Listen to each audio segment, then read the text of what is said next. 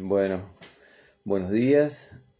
Quiero dar gracias a Dios primeramente por tener un día más para poder predicar su palabra y hoy lo hago de una manera muy sentida, muy de corazón porque hubo bastantes impedimentos para poder llegar hasta este momento, así que solamente el Señor los pudo quitar de su lugar con su inmensa gracia y con su infinito poder. Así que agradecemos al Señor la oportunidad de predicar su palabra una vez más y les damos la bienvenida a todos los hermanos que están escuchando esta transmisión. Y bueno, les recuerdo a todas aquellas personas que no me conocen, mi nombre es Alberto Tapia, soy pastor de la iglesia Señor de Señores en Florencio Varela, en la provincia de Buenos Aires, en nuestra amada República Argentina. Y hoy vamos a hablar acerca de un tema que nos es común a todos, porque es una pregunta común. ¿Qué es lo que habla o qué es lo que dice acerca de nosotros? ¿Qué es lo que dice acerca de nuestro amor hacia Dios, nuestro pecado continuo?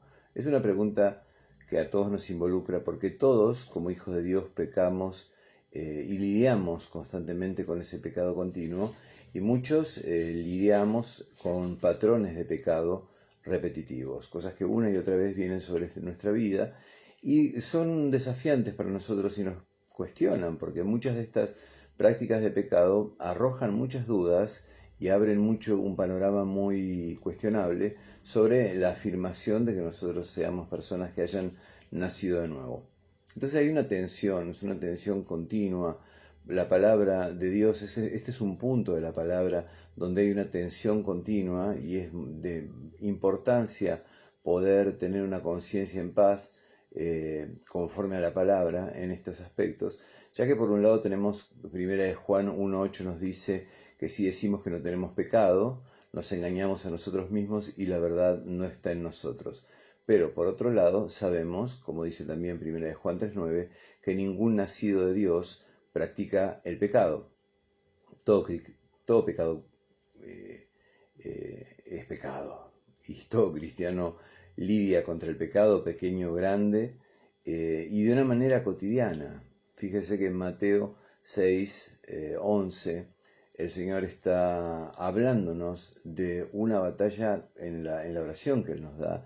Nos está dando una enseñanza acerca de que hay una batalla cotidiana. Líbranos de nuestros pecados, ¿no? Perdona nuestros pecados de la manera en que nosotros perdonamos a los que nos ofenden o a los que pecan contra nosotros. Así que la batalla contra el pecado es una batalla de liberación diaria, por lo menos así nos muestra la oración del Señor. Entonces, ¿qué tenemos nosotros, los hijos de Dios, que nos distingue de las personas que no conocen al Señor, como nosotros solemos llamarlos, quizás de una manera a veces un poco despectiva, mundanos, cuando se trata de nuestra batalla contra el pecado?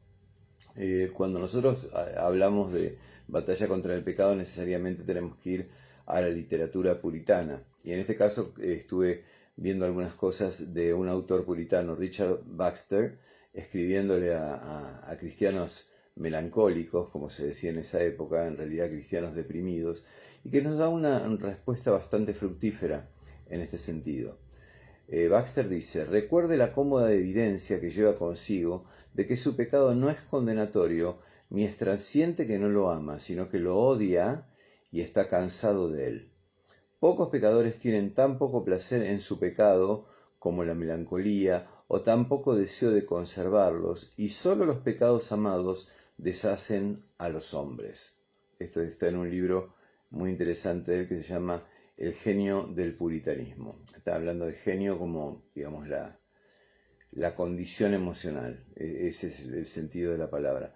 Entonces sí, los pecados son, los cristianos cometemos pecados y algunas veces incluso cometemos pecados graves. Lo vemos en la vida de David, lo vemos en la vida de Pedro, pero lo que nos recuerda la afirmación de Baxter es que no amamos nuestros pecados y solamente los pecados que amamos son los que pueden deshacernos. ¿Sí? Tenemos corazones complejos y la respuesta de Baxter nos lleva a una cuestión que para nosotros es de primera línea, primera categoría de gran interés es cómo sabemos nosotros o cuál es la evidencia, de qué manera sencilla podemos nosotros saber si amamos nuestros pecados o si detestamos nuestros pecados.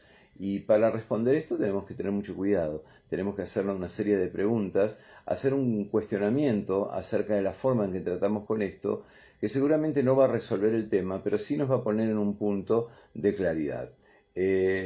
Encontramos muchas personas en la Escritura, constantemente, sobre todo en el Antiguo Testamento, hay mucha evidencia de personas que decían detestar su pecado, pero la realidad decía otra cosa. La generación de Israel en el desierto, constantemente nosotros estamos viendo que se arrepiente y según ellos buscan fervientemente a Dios, pero al final, como dice el Salmo 78, su corazón no fue firme para con él.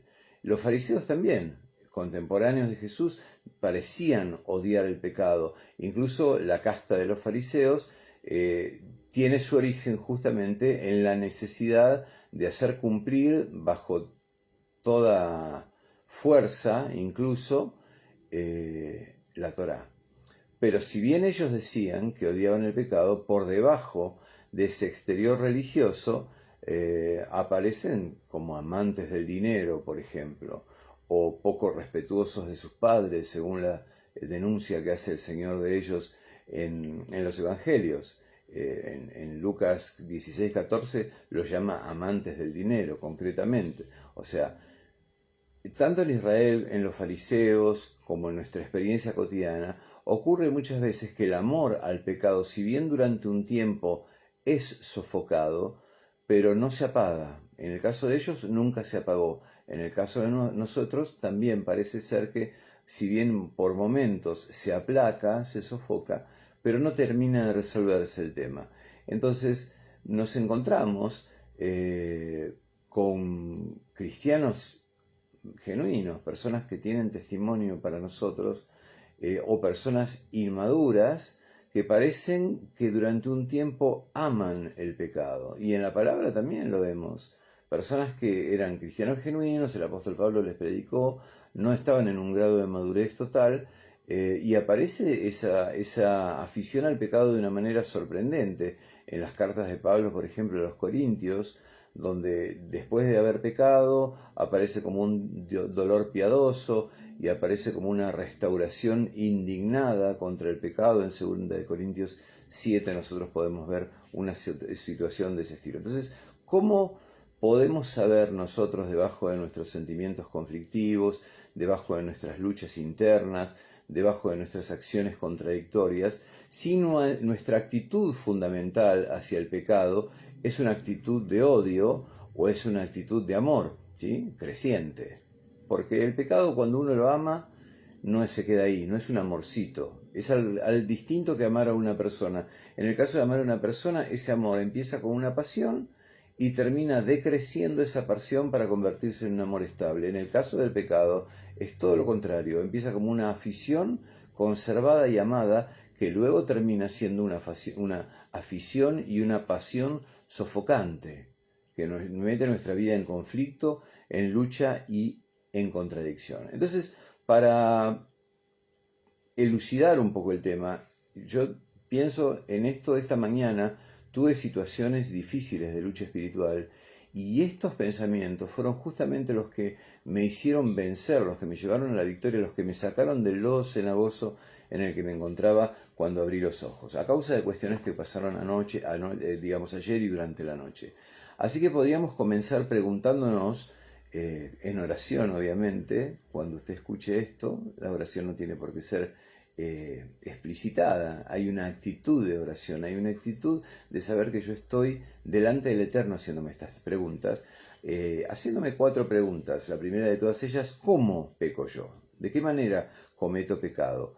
No todos pecamos de la misma manera y no siempre nosotros mismos pecamos de la misma manera. El Antiguo Testamento hace diferencias entre las transgresiones que cometemos, que van desde pecados menos intencionales, pecados con menos graves, hasta pecados que la palabra de Dios llama cometidos con mano alzada, o sea, de una manera relevante, de una manera notoria, de una manera soberbia. Esta expresión aparece en Números capítulo 15, especialmente versículos 22 y 30.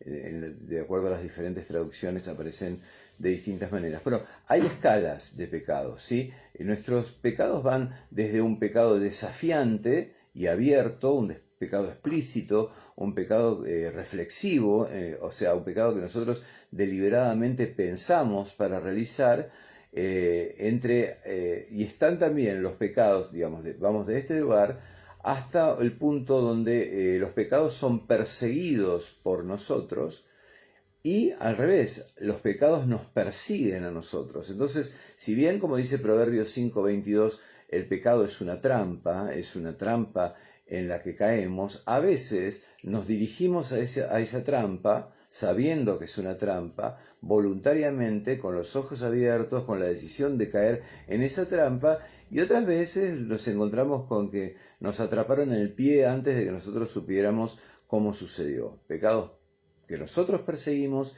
y pecados por los cuales somos perseguidos. Una madre, por ejemplo, se puede quemar con la sartén, ¿no? Y después de preparar la comida, y puede tomar una actitud de autocompasión o puede caer en una oleada de furia o de impaciencia inesperada. Nosotros podemos estar en la red y de pronto una imagen pornográfica nos puede alcanzar desde una propaganda imprevista hasta nosotros podemos perseguirla, ¿sí? En un sitio web. Entonces, en ambos casos, la forma en la que lo hacemos como una práctica característica, si lo buscamos o si somos alcanzados, revela una orientación de nuestro corazón. Entonces, estos patrones continuos de pecado planeado, de pecado premeditado, de pecado pensado y disfrutado, de pecado reflexivo, por decirlo de alguna manera, exponen, sacan a la luz, nos muestran a nosotros mismos un corazón que está enredado peligrosamente en estas cuestiones, ¿sí?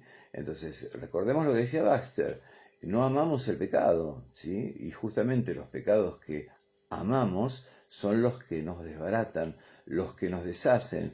De alguna manera, si lo pensamos bien, si lo pensamos a nivel espiritual, si lo pensamos ya más que desde lo que se ve, sino desde lo que la palabra de Dios nos revela, desempeñamos un doble papel siempre, tanto de perseguidores como de perseguidos, ¿sí? Porque incluso los pecados más desafiantes y los pecados más abiertos, los pecados más alevosos, por decirlo de alguna manera, tienen fuerzas espirituales detrás de ellos, como nos revela el apóstol Pablo en el libro de Efesios. Incluso los pecados más reflexivos revelan también una naturaleza, por más que parezcan muy meditados, pero como dice Santiago capítulo 1, revelan una disposición interior retorcida, una disposición interior que no está bien. O sea, si bien parecen como surgidos de una conciencia que está eligiendo eso, pero están siendo la conciencia asediada por factores internos que en la mayoría de las veces son desconocidos. Entonces, de alguna manera, en la comisión del pecado, nosotros actuamos de los dos bandos, como perseguidores, pero también como perseguidos. Vamos a hablar claro de esto porque me gustaría que podamos reflexionar juntos sobre estas preguntas y que nos sirvan para la lucha diaria contra el pecado. Aquellas personas incluso que odian el pecado, que se alejan gradual, pero genuinamente del pecado, también tienen patrones de perseguir el pecado por una temporada o bajo ciertas situaciones que se presentan, vuelve a surgir eso, vuelve a meterme en la trampa, la circunstancia y la situación. Entonces contradecimos la vida de Cristo que hay en nosotros y nos metemos en trampas que estamos viendo. Pero en general los que odian el pecado se alejan. Y gradual o genuinamente lo van haciendo constantemente, con sus avances, con sus retrocesos, se van alejando de este hábito de pecados planeados y perseguidos. Cuanto más tiempo estamos en Cristo, cuanto más tiempo estamos en el Espíritu, cuanto más tiempo estamos en Cristo, está bien dicho, vamos alejándonos. El tema es que acá hay una complicación. Aunque todos los que odian el pecado se alejan gradualmente de los pecados planeados y perseguidos, nosotros nos comenzamos a mover, a alejar desde lugares que son totalmente distintos. O sea, no es lo mismo ir al monte de Sión desde Moab que ir al monte de Sión, o sea, volver al monte de Sión desde Babilonia.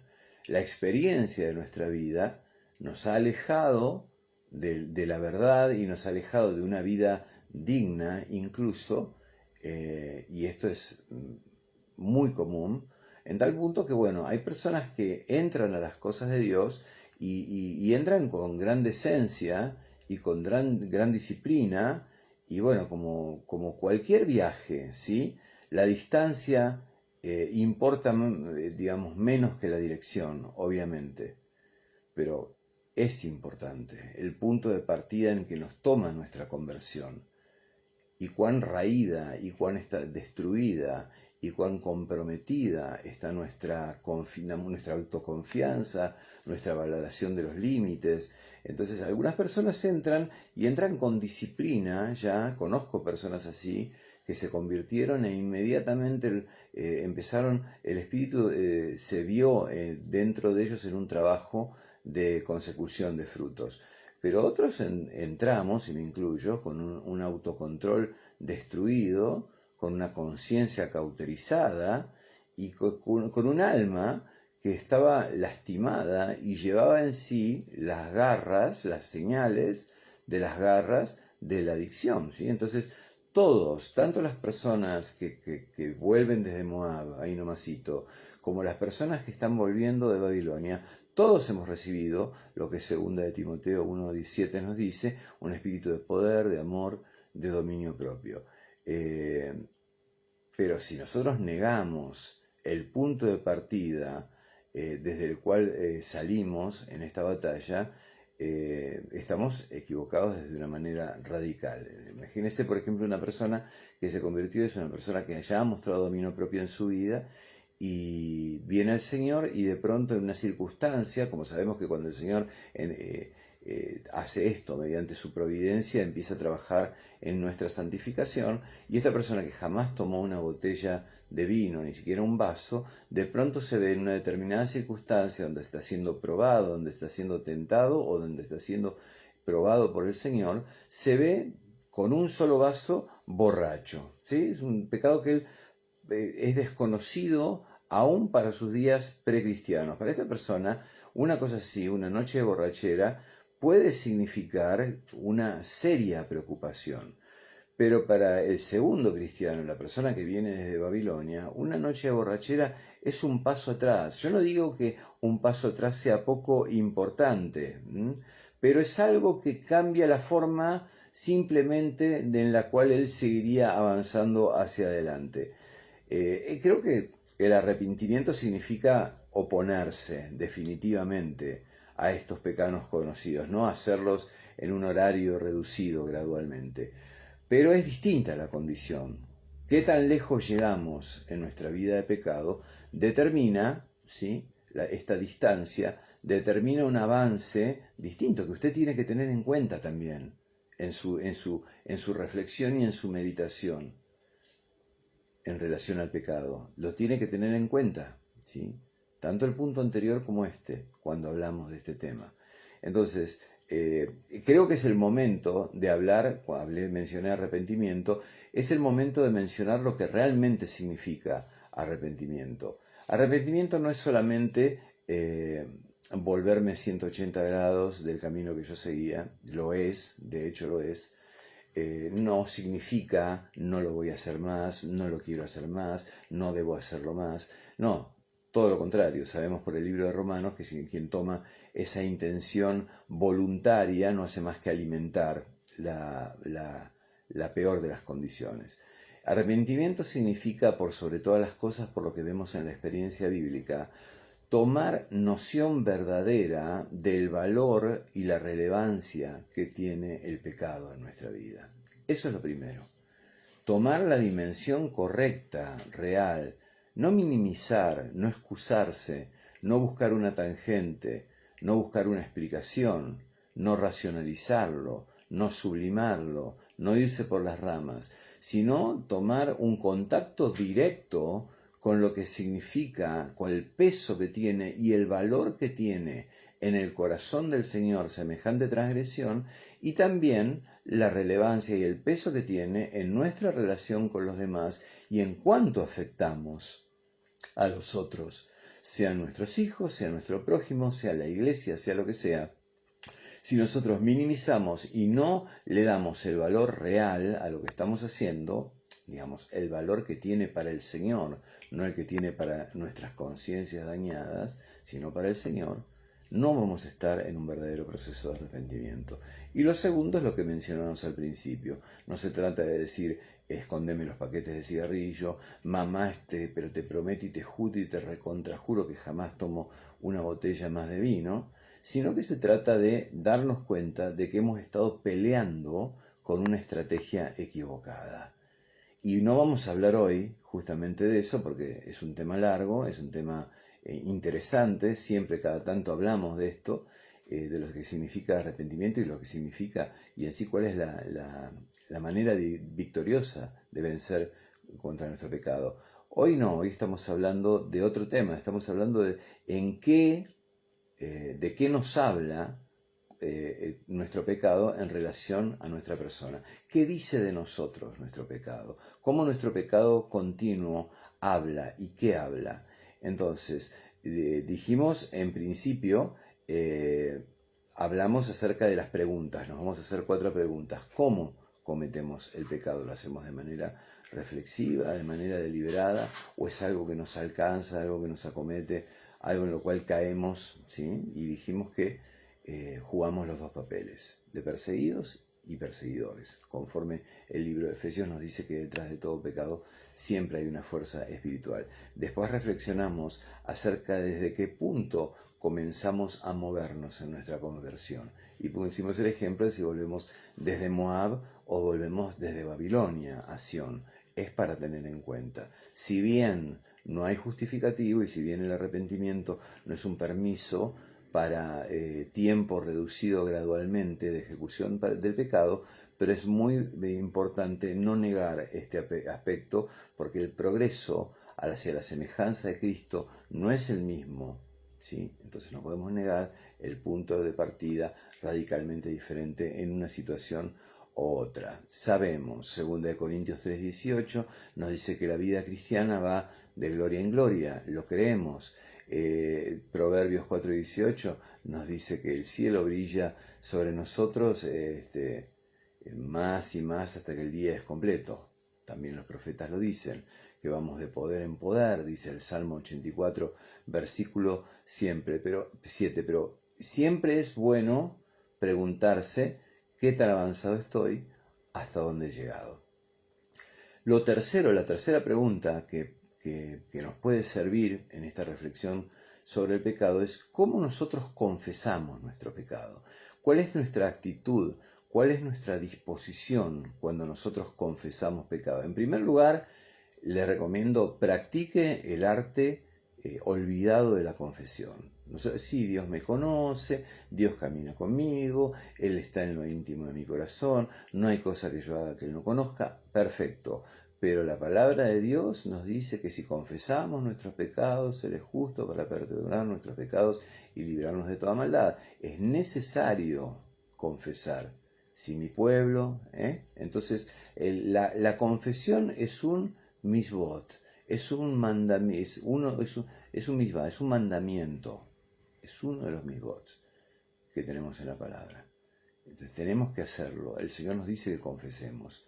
Si no lo está haciendo, si no es parte de su oración cotidiana, empiece a hacerlo, porque Dios tiene planeada una vida cristiana sin altibajos. El plan de la palabra no es que caigamos cada tanto cíclicamente en procesos de crisis. Las crisis no son buenas para la evolución de la vida espiritual. Así lo sabemos cuando estudiamos vida cristiana.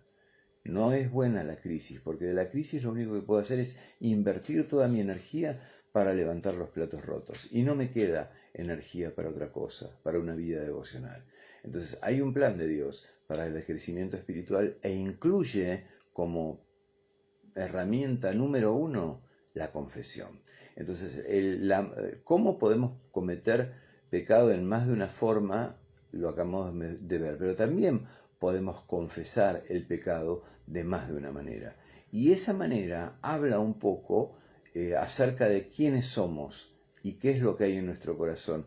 Mientras algunos confiesan con una sincera resolución interna de no volver a cometer ese pecado, otros confiesan con una resignación tan tremenda como si el pecado tuviera un poder definitivo, aplastante, invisible y permanentemente victorioso en sus vidas. Hay una expresión de John Piper que me gustó en relación a este tipo de confesión que dice: culpa y dolor por pecar, pero debajo está la tranquila suposición de que este pecado volverá a suceder, probablemente antes que termine la semana. Es un manto para el fatalismo sobre los pecados que lo acosan.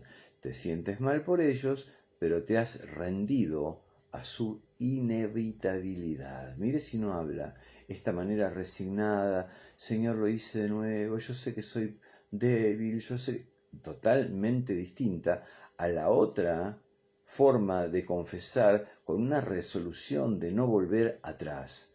Entonces, la persona que tiene esta forma resignada, esta forma entregada de confesar su pecado, a menudo ve el perdón de Dios como un bálsamo para una conciencia herida. No lo ve realmente en la tremenda dimensión de que la confesión nos restituye a una condición de santidad inicial, por decirlo de alguna manera. Pero también habla, y habla mucho, acerca de la visión que tiene respecto del perdón. No está viendo el perdón como una espada, como un arma, como un poder sobrenatural en la lucha contra el pecado. No está viendo ese aspecto.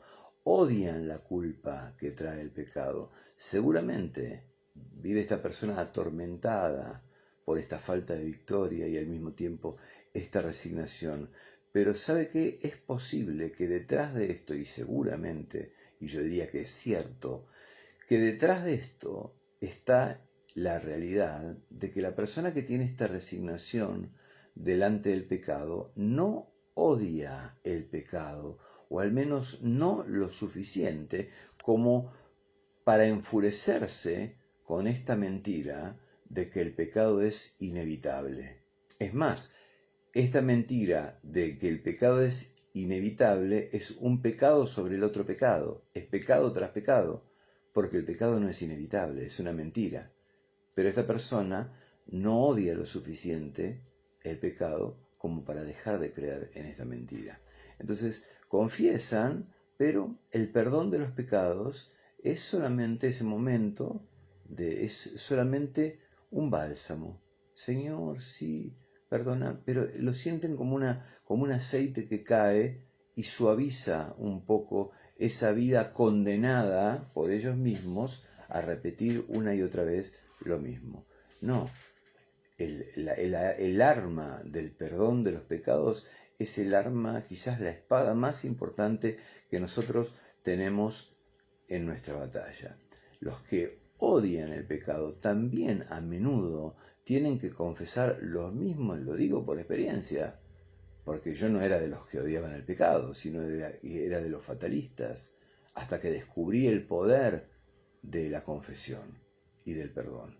Entonces, obviamente que luchamos con la confesión de pecados durante mucho tiempo, repetidamente, especialmente los pecados deliberados, no los que nos alcanzan, sino que seguimos insistiendo en planear y en ejecutar pecado deliberado y reflexivo, e incluso durante años, y puede durar hasta una década y varias décadas también.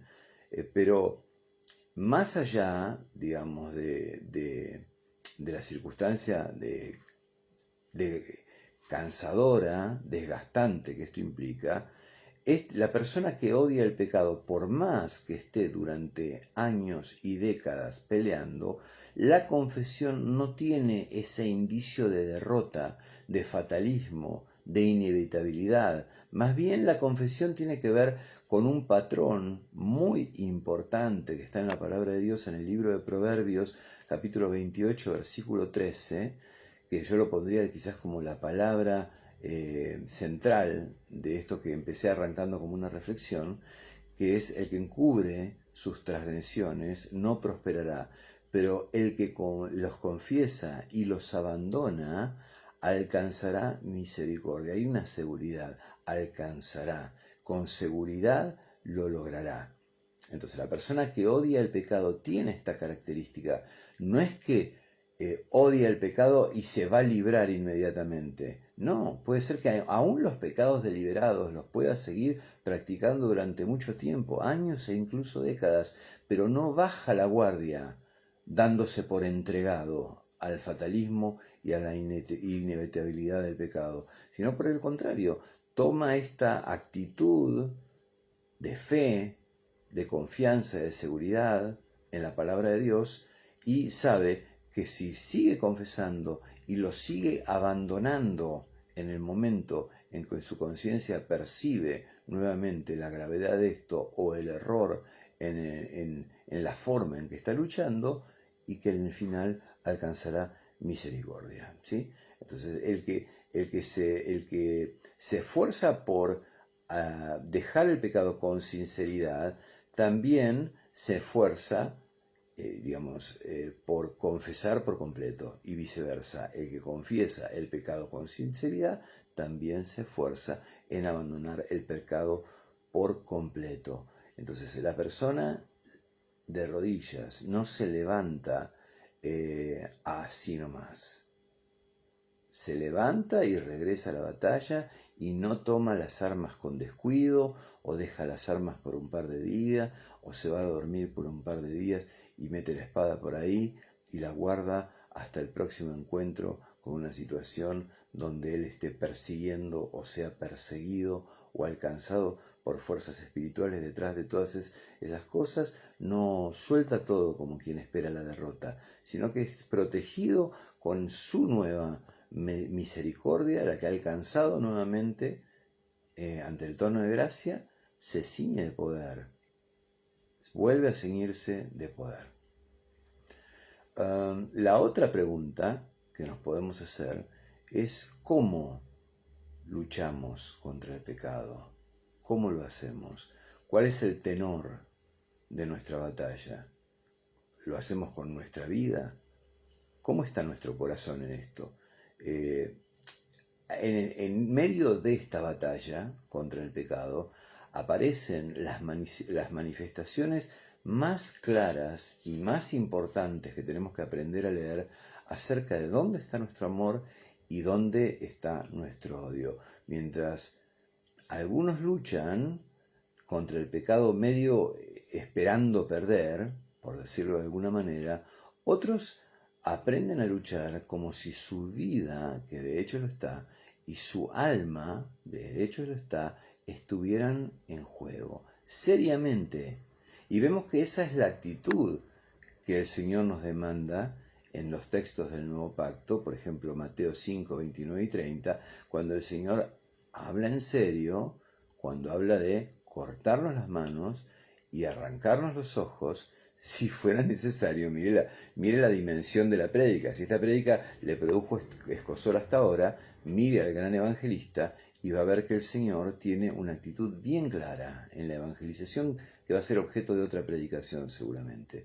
El Señor no es de los que predican: vení a la iglesia que se te van a solucionar todas las cosas. No, Él arranca con manga de hipócritas, Y así sigue. Y después se presenta como la solución del asunto y presenta la realidad de su corazón abierto. El que viene a mí, yo no lo echo fuera, ¿sí? Pero él evangeliza de una manera muy distinta de cómo evangelizamos nosotros. El otro día estaba escuchando al pastor John MacArthur que decía, si usted quiere ganar sus almas, condénelos. Hable de manera condenatoria. Es muy buena la prédica. Después le voy a dejar el link, si lo encuentro, en Facebook, en el sitio, en este sitio donde estén estas prédicas.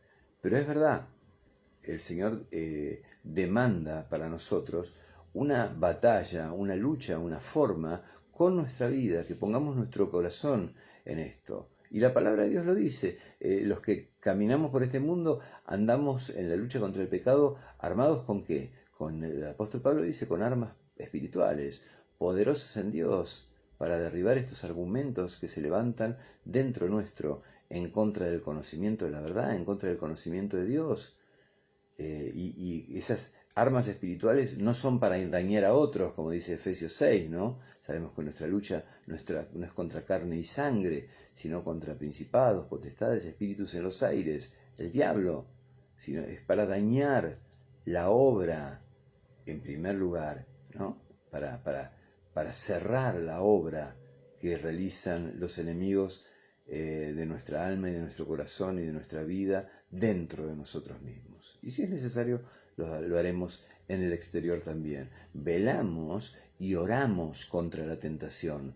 No nos creemos superados, no creemos que porque el Señor me conoce, porque Él está al lado mío, porque el Espíritu Santo camina al lado de mí. Todas las cosas que nos decimos los hijos de Dios porque somos tremendamente vagos para orar y tremendamente vagos para confesar, no son apoyadas por el Señor. Fíjese que el Señor está diciendo, velen y oren constantemente contra la tentación, lo suficientemente necesitados como si fuésemos personas que necesitamos de una liberación diaria. Líbranos del mal. Perdona nuestras deudas como nosotros perdonamos, nuestras ofensas como nosotros perdonamos a los que nos ofenden. Todos los días el Señor dice, esta es la forma de hacerlo. Estén siempre velando, porque esto no es una batalla que se gana una sola vez. ¿Qué otra cosa nos dice la palabra? Romanos 13, que los que estamos empeñados en una lucha con todo nuestro corazón, con nuestra vida, como si en cada una de esas batallas fuésemos a perder nuestra alma, caminamos por el mundo sin hacer provisiones, ni llenar los almacenes, ni prepararle la mesa a la carne, ¿sí? Aun cuando eso requiera abstenernos de sustancias, de situaciones, de formas de placer, de formas de entretenimiento, y de otros modos, digamos, no podemos caminar. Es la única manera, ¿sí? No tenemos planes de batalla vagos. Las personas que odian el pecado caminan por el mundo armadas con planes específicos, no planes así, voy a leer la Biblia y voy a orar más, no, planes específicos, me voy a poner el reloj a las 6 de la mañana y voy para leer y durante una hora voy a leer y voy a orar orar con la palabra, es un devocional una hora, o una hora le voy a dedicar, si usted es un ministro, obviamente menos que 2 horas al comienzo del día no puede dedicarle, entonces voy a dedicarle una hora, un ministro o un líder, una hora a la oración, una hora a un devocional, o si está estudiando algún punto específico de la palabra de Dios, o está haciendo algún estudio. Nosotros, por ejemplo, tenemos una hora de Torá, menos no podemos resolver el estudio de cada día, todos los días. Y una hora de oración, y siempre la oración va a estar relacionada con lo que la palabra nos habla, ¿sí? Entonces, vivimos como muertos, sin ayuda. Hebreos 3:13 dice eso, ¿no? Ningún muro de responsabilidad puede elevarse más alto que nuestro pecado. Entonces, no luchamos una temporada, no luchamos un día, no luchamos un año, luchamos de por vida. Pablo decía que en 2 Timoteo 4:7 que esta guerra termina cuando termine el aliento, ¿sí? Es una batalla cotidiana Y con el tiempo viene fuerza fresca de arriba, con el tiempo, como le pasó al Señor en aquel huerto, los ángeles vienen a refrescarnos, a suplirnos en nuestras fuerzas. Un fuego fresco aparece todas las mañanas y a pesar de muchos desalientos y muchas derrotas, porque desalientos tenemos muchos, no porque tomemos la espada, no porque seamos vehementes en esta lucha, no porque pidamos liberación cotidiana, no porque tengamos entendimiento de que nuestra lucha es contra carne y sangre, no vamos a ser desalentados. Sí, vamos a ser desalentados, nos vamos a caer, Pablo lo decía, ¿no? Pero nunca vencidos. Entonces, si bien es complicado y hay derrotas y muchas derrotas, y yo he tenido muchas derrotas para avanzar muy poquito, seguimos progresando. Lo importante es nuestro progreso constante. El que elige otro camino, el de rendirse, el de ver el poder del pecado como un poder fatalista que siempre va a tener preeminencia sobre su vida, no va a luchar contra el pecado de esta manera. Por eso esta reflexión, para que si usted se identifique en cuál de los dos bandos está. Puede levantar una mano de resistencia, pero no una guerra total de por vida. Ahora, nosotros dijimos que la prédica era algo así, el título como ¿cómo habla de nosotros aquel pecado que nosotros perseguimos? Si usted está entre estos otros, que ponen la manito durante un momento, pero no se determinan aún todo un periodo de caer y levantarse, y siempre batallar específicamente contra esta desgano y contra este entregarme al abandono por la repetición y la consecuencia de mis acciones dentro del pecado. Entonces, la frase en la que yo reflexionaría es: usted no puede matar lo que todavía ama. O sea, el centro del asunto es este: nuestra lucha contra el pecado revela cuánto amamos el pecado y cuánto amamos a nuestro Señor. Entonces, si usted ama el pecado, usted no va a poder luchar con constancia contra el pecado, y muy seguramente eso se va a enmascarar detrás de una irresponsabilidad que puede tomar otras formas también, frustración, me rindo, ay, todo esto se me hace una carga insostenible, ¿por qué no puedo? Ay, pastor, no, yo me puse a orar y de pronto se me vino el mundo abajo, no voy a interceder más, déjeme que yo oro ahí en mi rinconcito por mi vida, mis sobrinitos y nada más. No, esto está develando mucho más. Puede tomar otras formas, pero generalmente el amor hacia el pecado y el desamor hacia Dios toma esta forma velada de rendirse delante de un poder que parece fatal. Entonces, hicimos preguntas: ¿cómo cometemos nuestro pecado? ¿Qué tan lejos llegamos con nuestro pecado? ¿Cómo lo confesamos?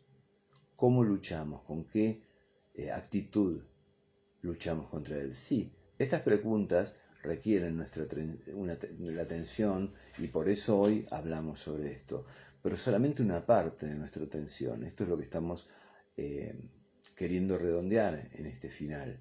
El autoexamen puede ayudarnos a discernir nuestra alma y la condición de nuestra alma, aún de que tenemos una, pero no nos va a ayudar en el cambio de estado de nuestra alma. Donde quiera que nos encontremos en este punto, sea el cómo usted comete pecado, qué tan lejos llegó, cómo lo confiesa, cuál es el ánimo con el que usted lucha. Si usted odia el pecado cada vez más, hay un camino solamente por delante. Usted ama a Cristo cada vez más. Si odiamos cada vez más el pecado, es porque amamos cada vez más a Cristo, y viceversa.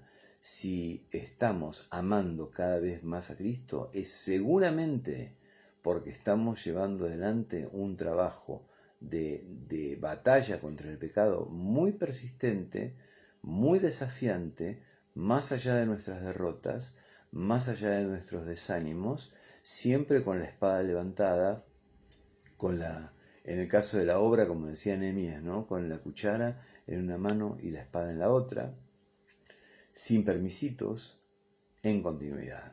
Y siempre con una conciencia como la que dice Proverbios: si confieso y me aparto de ellos, alcanzaré misericordia, ahora o en el momento que sea, pero la palabra del Eterno no miente, es verdad por sobre todas las cosas. Entonces, tenemos que ser frecuentes en los pensamientos de fe. Mire, a mí me funciona lo que hoy leí de Richard Baxter, y me funciona mucho una reflexión asociada de un contemporáneo de él, un puritano, Owen. Hoy a la mañana me la crucé y me impactó porque estaba en una batalla muy fuerte. Cuando me levanté anoche tuve un ataque espiritual muy fuerte durante la noche, tuve una subida de presión con una característica que de pronto llamé a otros hermanos de la iglesia y les pasó exactamente lo mismo. No puede ser que justamente todos en la iglesia sentíamos un zumbido en el oído izquierdo. Era una cosa muy evidente para amenazarnos, para ponernos a todos en autos de que todos estábamos recibiendo la misma señal de que había algo operando ahí. Y cuando me levanto estaba muy desanimado, y con muy pocas fuerzas, muy débil físicamente, como para poder hacer esta predica. Y dije, bueno, estaba muy demacrado. Bueno, estos anteojos cubren las ojeras maravillosamente, pero estaba muy demacrado. Y dije, bueno, mando un audio, pongo una postalcita así, mando un audio que los hermanos no me vean la cara. Y en ese momento me llama una hermana que estuvo acá ayer, se llevó un celular para su pareja que está estaba en una comisaría, ahora lo pasaron a una casa donde lo están restaurando, ahí ya vio la mano de Dios. Y yo le entrego un celular que era de mi padre. Pensé que era el de mi padre y le entregué un celular que en lugar de mi padre había sido cambiado. Entonces no tenía cómo poner el chip. Ya me desalentó eso la noche y no tuve oportunidad de avisarle porque ella ya se había dormido, se iba a ir con ese celular inservible. Entonces le dejo un mensaje en WhatsApp y me duermo preocupado, ofreciéndole otra salida alternativa. Y en esa preocupación se ve que obró el enemigo. Y mientras yo estoy así en esta batalla, me llama ella. Antes de irse habíamos estado orando para que el Señor allane todo el camino y que Él es el dueño no la dejaban ver a este muchacho, el dueño de los papeles, de los juicios, del que puede hacer avanzar las causas más allá de toda razón lógica. Y ella llega a ese lugar y ni siquiera le piden el DNI y la hacen pasar sin ningún prolegómeno, era la única, la hacen pasar sin ningún prolegómeno a ver a su pareja. Y ella delante de su pareja la toca el Espíritu Santo y empieza a predicarle a este chico. No era lo más lógico, después de tanto tiempo, cómo estás, cómo te sentís. No, ella le suelta una palabra de exhortación para que él no caiga, sino que se solidifique, que él está ahí por algún motivo. Y todos los demás presos alrededor de ella escuchándola, afligidos, algunos llorando. Y ella sale de ese lugar y se pone a llorar en agradecimiento a Dios en una plaza mientras toda la gente me miraba y me llama. Hermano, me levanté, dije, esta mujer por lo que pasó y yo acá luchando con un dolor. Y le di el testimonio a ella. Gracias, hermana, porque me sacó, su testimonio me sacó. Estamos teniendo tantos testimonios de tanto milagro todo el tiempo. Y no los contamos, no son relevantes, no sé qué le pasa a la iglesia, no los publica, no tenemos un grupo de WhatsApp y no siento a nadie con gratitud hacia Dios.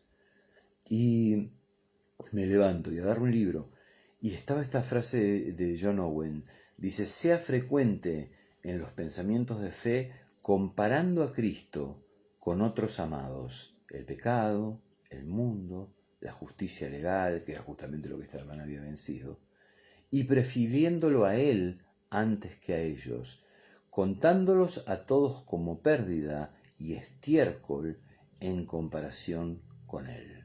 Esto está en un libro que se llama Una búsqueda de la piedad. O sea, el pecado nos va a parecer amado hasta el momento que hagamos algo que nos muestre que Cristo no lo ama. Y lo mejor, ¿sabe qué es?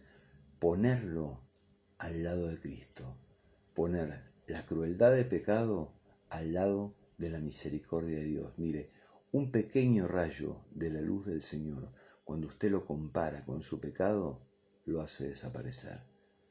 O sea, no siga adelante, compare todo lo que le está afligiendo: indiferencia, violencia interior, indisponibilidad emocional, tendencia a los conflictos, desaliento, desánimo, falta de autocontrol, debilidad, falta de poder.